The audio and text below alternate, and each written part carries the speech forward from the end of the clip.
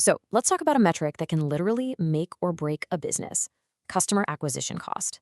Now, it's a number that a lot of people track, but honestly, very few truly understand it. We're going to dive in and figure out exactly what it is, and more importantly, why mastering it is so absolutely critical for smart growth. If you've ever run a business, you know this feeling deep in your gut. You're spending money on ads, on sales teams, on all these marketing campaigns, but is any of it actually working? It can seriously feel like you're just throwing cash into a black hole, crossing your fingers and hoping that customers magically pop out the other side. That feeling of uncertainty? That's exactly what we're going to fix today. And here's why getting this right is so important. The data doesn't lie. Acquiring a brand new customer is anywhere from 5 to 25 times more expensive than just keeping an existing one. I mean, that's a staggering difference, right? It means every single new customer you bring in represents a major investment, and you have to be sure that investment is paying off. So to shine a light into that marketing black hole, we use a very specific metric. It's called customer acquisition cost, or for short, CAC. This is the number. This is the flashlight that tells you precisely how much you're spending to get each and every new customer through the door. Okay, so let's get a crystal clear definition. Your CAC is the grand total of all your fully loaded marketing and sales costs over a set amount of time, divided by the number of new customers you got in that same period. Think of it as the tool that cuts right through all the noise and uncertainty, showing you exactly where your money is going and what it's getting you. Now, what's really great about this is that figuring it out for your own business is surprisingly simple. You don't need a math degree. It's not some crazy complex algorithm. It's just basic arithmetic that gives you this incredibly powerful insight into the health of your company's growth engine. It really just boils down to 3 simple steps. First, you add up all your marketing and sales costs for a specific period, say a quarter. And you have to be thorough here. This isn't just your ad spend. We're talking salaries for your team, any commissions, the cost of your software tools, the whole shebang. Second, you just count up the number of new customers you acquired in that same time frame. And third, you just divide the total costs by the new customers. That's it. So, for example, let's say you spent $10,000 in fully loaded costs last quarter, and that effort brought in 50 new customers. You just divide $10,000 by 50, and you get a CAC of $200. Boom! Instantly, you have a hard number. It costs your business exactly $200 to win a single new customer. Okay, so you have your number, $200. Now the big question, is that good or is that bad? Well, the answer is, it totally depends. A good CAC can be wildly different depending on your industry, as these benchmarks are about to show. Let's start on the super low end. The travel industry has an average CAC of just $7. Think about it. The sales cycle is short, the product is pretty easy to understand, and a lot of the competition is just based on price. All that keeps acquisition costs way down. Now let's jump all the way to the other extreme, tech software.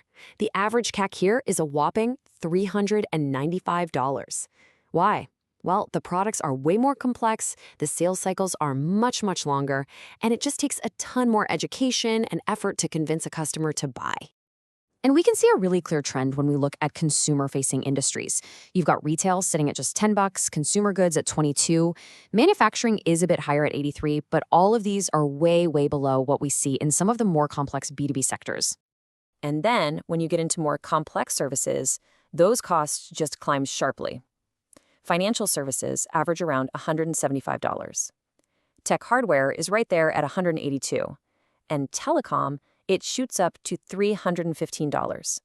These bigger numbers just reflect those longer sales cycles and the more complicated decisions that customers have to make.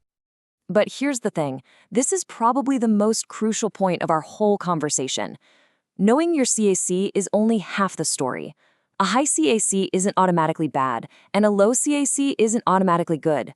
The real question, the one that matters, is this: how much value are those customers bringing back to your business? And that brings us to the other side of the coin, customer lifetime value, or LTV. This is basically a prediction of the total revenue you can expect from a single customer over the entire time they do business with you. So the easiest way to think about this is super simple. Your CAC is the investment. It's the money you spend upfront to get the customer. Your LTV is the return on that investment. It's the value you get back over time. It's pretty obvious, but for a business to be healthy, the value has to be significantly higher than the cost. So how much higher? Is there a magic number? Well, you bet there is. Industry experts, venture capitalists, they all pretty much agree on a golden ratio. For a sustainable, healthy business, your customer lifetime value should be at least 3 times your customer acquisition cost.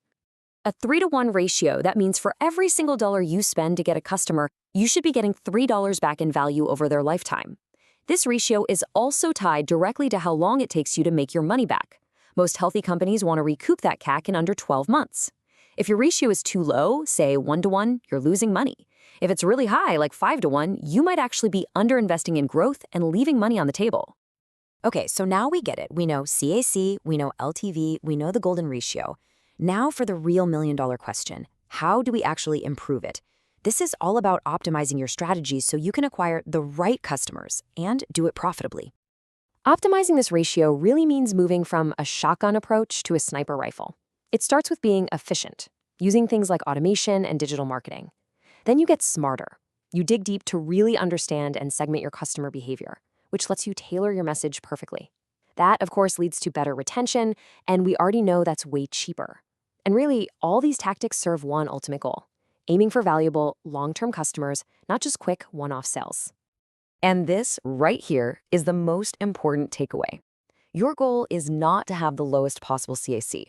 The goal is to acquire customers who will provide the highest possible lifetime value. And you know what? Sometimes that means you actually have to spend more to attract a better customer who's going to stick around for years and years. So I'll leave you with this one question to really think about. It's so easy to just chase cheap leads and low costs. But smart, sustainable, long-term growth, that comes from asking yourself a different question. Are you acquiring the cheapest customers you can find, or are you acquiring the most valuable ones? The answer to that question will define the future of your business.